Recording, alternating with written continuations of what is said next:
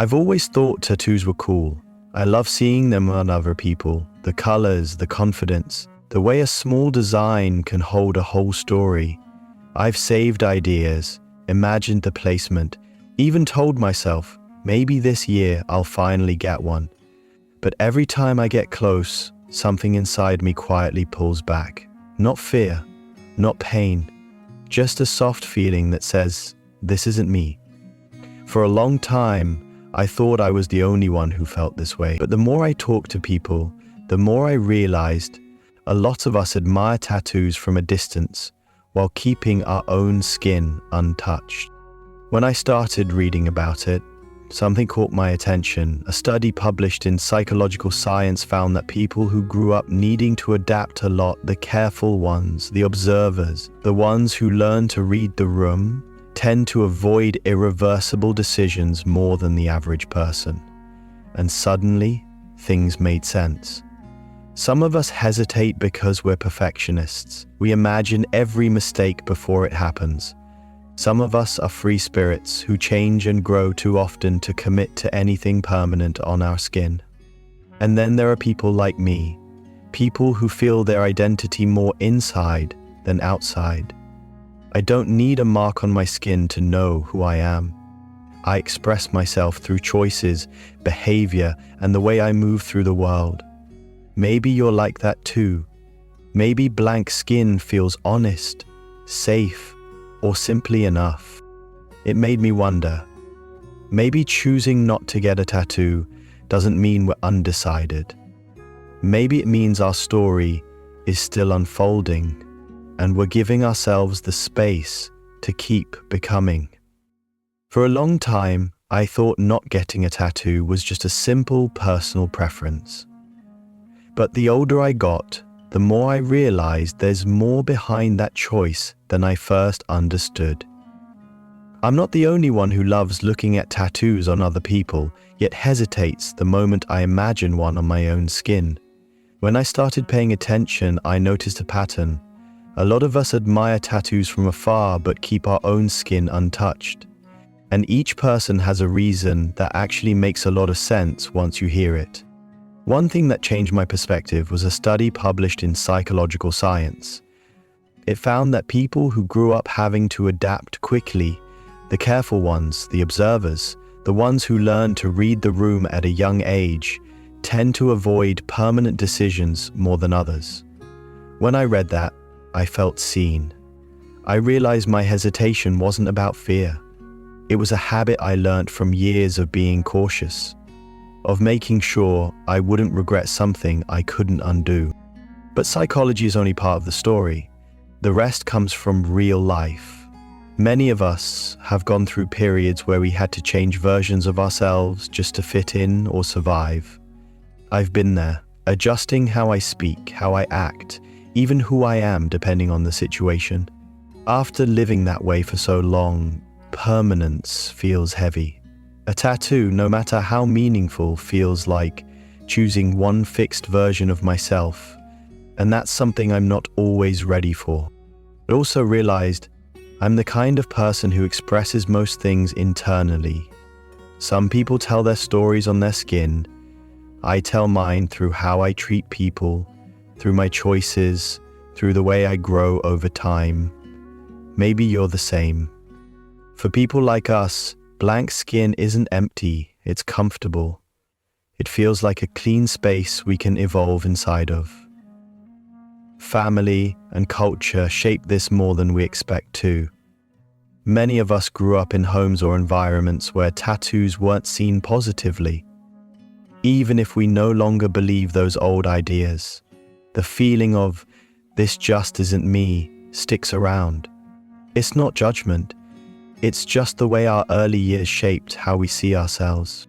And honestly, sometimes the simplest explanation is the truest. I like my skin the way it is, not because I think I'm special, it just feels right. The simplicity brings a kind of calm. And in a world that moves fast and changes constantly, keeping one part of myself steady feels grounding. When I look at all of this together, psychology, upbringing, personal history, I can finally see that choosing not to get a tattoo isn't a lack of expression. It's a reflection of how we think, how we grow up, and how we protect the parts of ourselves that still feel in progress. It's a small choice, but it carries a much deeper story than most people realize. The more I paid attention, the more I realized that people who don't have tattoos usually fall into a few simple groups. I used to think my hesitation was something weird about me, but once I started noticing these patterns, everything made a lot more sense. And honestly, seeing myself in these types made me feel less alone. The first group is the perfectionists, and I'll admit this used to be me, at least a little. These are the people who can stare at tattoo designs for hours but never choose one. They zoom in on every detail, imagine every possible mistake, and picture themselves regretting it 5 years later. It sounds dramatic, but there's actually science behind it.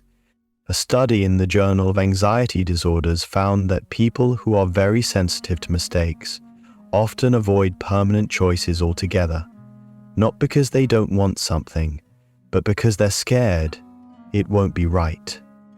That hit home for me. The second group is what I like to call the free spirits. These are the people who change a lot, their style, their hair, their hobbies, even their whole life direction. They're always growing, always shifting, always becoming a slightly new version of themselves. So, to them, getting a tattoo feels like saying, "This is me forever." And they already know that's not true. They won't stay the same long enough for a tattoo to feel honest. They've reinvented themselves so many times that anything permanent feels a bit scary, like they're locking themselves into one identity they might outgrow. It's not that they hate tattoos, it's just that the idea of something lasting forever doesn't fit the way they live. And honestly, I get it. If you're the type who changes often, something that can't change with you can feel less like a cool symbol and more like a tiny little cage. The third group is honestly the simplest to understand. They're the ones who just don't like tattoos for themselves. They can totally enjoy tattoos on other people. They think they're cool, they love the creativity, and they're happy watching friends express their style that way. But when they imagine a tattoo on their own body, something just doesn't sit right. It's not dramatic, not emotional, and definitely not judgmental. It's just a quiet instinct that says, yeah, that's not really me. And that's perfectly okay. Not everything has to fit everyone. At the end of the day, what matters most is knowing what feels true to you, even when it's different from what's trendy. Trends come and go, but being comfortable in your own skin, that's the real win. Choosing not to get a tattoo doesn't make someone boring, it just means they know who they are. And then there's the fourth type, the one I relate to most. People who express who they are on the inside, not the outside. These are the people who don't need a symbol or a design to feel connected to their story. They show who they are through how they treat people, how they handle challenges, and the choices they make every day. Their identity is lived, not displayed. Realizing these four types helped me understand my own blank skin in a kind way. Some people tell their story in ink. Some of us tell it quietly through the way we live. Both are real, both are valid, and whichever type you see yourself in, it says something honest about who you are and how you move through the world. It took me a long time to notice the fifth type of people who don't get tattoos. They don't fit any of the four categories we usually talk about. They're not perfectionists, not free spirits, not minimalists, and not the quiet inner world types who simply don't feel the need to show anything on the outside. This fifth type is different, and I recognize them because in many ways I've been one of them. Without even realizing it, they're the people who like tattoos, admire them, imagine having one, but freeze when it becomes real. Not because of fear of ink, but fear of being seen. People in this group often grew up being careful about what they said, how much they shared, and what parts of themselves they allowed others to notice. And that kind of carefulness, doesn't just disappear in adulthood, it becomes a reflex. A study in the Journal of Personality and Social Psychology found that individuals with a history of self-protective social conditioning tend to avoid any action that could draw attention or expose personal meaning. When I read that, I felt like someone had quietly described my younger self. Tattoos aren't scary to these people, visibility is. I remember someone once telling me, "It's not the tattoo I'm scared of, it's people asking about it." And I understood that instantly. When you've spent years keeping your inner world tucked away, the idea of putting a symbol on your skin, a symbol someone might question, misread, or misunderstand, feels risky. It's not about the design, it's about what it represents, an invitation for people to look a little closer than you're used to. People in this fifth group often learned very early that being too expressive could lead to judgment, conflict, or discomfort. Maybe they were told to stay quiet. Maybe they were made fun of for the things they liked. Maybe their feelings were dismissed or too much for the people around them. So they learned to keep things inside, not because they wanted to hide, but because it felt safer. And when you live that way, a tattoo feels like a spotlight you never asked for. Another thing I noticed is that many people in this group have had to change versions of themselves over and over again. Maybe they shifted to fit in at home or at school or in relationships. When you've lived through so many versions of yourself, committing to a symbol that stays the same forever feels strange. It feels like choosing a snapshot when your entire life has been a moving picture. And deep down, they're still trying to figure out which version of themselves feels most true. But here's the part I find beautiful. This fifth type often admires people with tattoos the most. Not because they want the same tattoo, but because they admire the confidence it takes to display a piece of yourself on the outside. Sometimes you'll even see these unmarked people drawn to tattooed partners or friends. It's like watching two forms of expression balance each other. One person expressing outwardly what the other holds quietly inside. Over time, I realized that being part of this fifth type doesn't mean someone lacks courage or identity. It means they're still healing parts of themselves that once felt unsafe. Staying tattoo-free isn't avoidance, it's self-protection. It's staying in control of what gets shared and what stays personal. And honestly, that's a very human thing to do. What I've learnt is this. People in this fifth type aren't hiding from expression. They're choosing a form of expression that fits where they are emotionally. Some stories need time, some stories need privacy, and some stories, the deep ones, are still being written inside us. Whether we wear them on our skin or not, doesn't change their meaning. For a long time, I thought not getting a tattoo was just a small personal decision. But the more I understood myself, the more I realized this choice actually reflected something deeper. A clean arm, a blank shoulder, it doesn't mean nothing to see here. Sometimes it means we're still understanding ourselves, still sorting things out inside. And when I looked at my own reasons honestly, I started seeing a clearer picture of where I was in my healing. One thing that helped me make sense of it all was reading how our past shapes the way we make permanent decisions. A study in developmental psychology found that people who grew up in unpredictable or emotionally unstable environments tend to be more cautious with commitments later in life, not just in relationships, but in any choice that feels permanent. When I read that, I recognized myself immediately. I wasn't avoiding tattoos because they were scary. I was avoiding the feeling of being stuck in something when my life had taught me to always be ready for change. Another part of this insight came from realizing how much of my expression has always been internal. I'm someone who thinks a lot, feels a lot, but usually keeps those things inside. And when that's your natural way of living, it makes sense that you don't rush to put something permanent on your skin. Some people express themselves outwardly. Some of us express ourselves quietly, through the decisions we make and the way we grow. Both are valid. Understanding that helped me stop comparing myself to people who use tattoos to tell their story. I also noticed that staying tattoo-free gave me room to change. After years of adjusting myself for others, family, partners, friends, it felt good to have at least one area of my life where I didn't owe anyone an explanation. My skin became a place where I didn't have to commit to an old version of myself. I could grow without being tied to a symbol that might not match who I'd become later. That flexibility was something I didn't realize I needed until I saw it clearly. Healing also meant understanding that privacy matters to me. Not getting a tattoo wasn't about hiding. It was about choosing what parts of myself I wanted to keep personal. Some people are comfortable being fully visible. Some of us prefer to reveal ourselves slowly. And that's okay. Healing isn't always about opening up everything.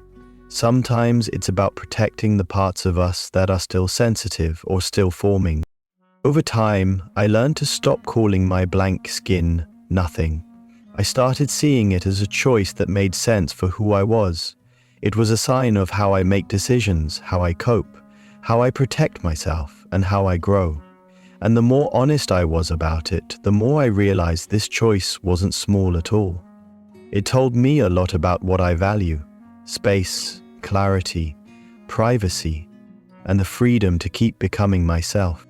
So if you've ever hesitated about getting a tattoo, even if you admire them, even if you've imagined one for years, maybe that hesitation isn't a problem. Maybe it's a sign of where you are in your healing. Maybe your clean skin is not a lack of expression, but a way of giving yourself time. Time to grow, time to understand yourself, time to decide what, if anything, belongs on the outside. When I look back at everything we've explored, the 4 main types, the hidden 5th type, the psychology, the upbringing, the caution, the healing, I realize something I didn't see at the beginning. Choosing not to have a tattoo isn't a small decision at all. It's a window into how we think, how we cope, and how we've grown. And no matter which group we fall into, that choice reflects something honest about who we are. I used to wonder if something was wrong with me for never going through with a tattoo, especially when everyone around me seemed to get one at some point. But now, I see the whole story differently. My blank skin wasn't hesitation, it was clarity, and maybe yours is too. One thing that stands out is how personal this decision really is. Some of us think a lot before committing to something permanent. Some of us change too fast to lock ourselves into one meaning forever. Some of us prefer simplicity and clean lines. Some of us express ourselves inwardly, not visually. And some of us, quietly and honestly, just aren't ready to be seen in that way. None of these reasons mean we're missing something. They simply mean we're choosing what fits our emotional world. That's what makes this topic so human. 2 people can make the same choice for completely different reasons. I also think it's important to say this clearly. Not having a tattoo doesn't make anyone less expressive, less deep, or less brave. For a long time, tattoos were linked to confidence, rebellion, identity. And while that's true for some people, it's not the only path. But some of us show our courage differently, by growing, by healing, by setting boundaries, by telling the truth even when it's uncomfortable. Those things don't sit on the skin, but they're just as real, maybe even more. And if you've ever felt like you needed a better reason for not getting a tattoo, you don't. Your reason is enough, whether it's caution, change, privacy, identity, or simply preference. You get to choose what you put on your body. You also get to choose what you don't. No explanation required. No pressure to follow trends. No need to match anyone else's way of expressing meaning. Your skin, your story. Here's the part that surprised me the most. staying tattoo-free can also be a sign of where we are in our healing. For some of us, it means we're still figuring things out. For others, it means we finally feel comfortable staying simple. For some, it's a boundary. For others, it's freedom. Whatever it is for you, it's part of your growth, not something separate from it. We don't always realize how much our small decisions reveal about our inner world until we slow down enough to look. In the end, whether you get a tattoo or not, both choices come from a desire to express who you are. Some people write their stories in ink. Some write theirs in silence. Some write theirs through change. Some through consistency. And all of those paths are valid. They're simply different ways of saying, "This is me." You don't need a mark on your skin to prove anything. Living your life with intention already says a lot. So if you've stayed tattoo-free up until now, whether by choice, by hesitation, or by feeling not ready, maybe this video helps you understand why. Maybe you see a part of yourself you never noticed before. And maybe, just maybe, you realize that your blank skin isn't empty. It's a reflection of everything you've lived, learned, protected, and outgrown. It's your story too, just written in a quieter way.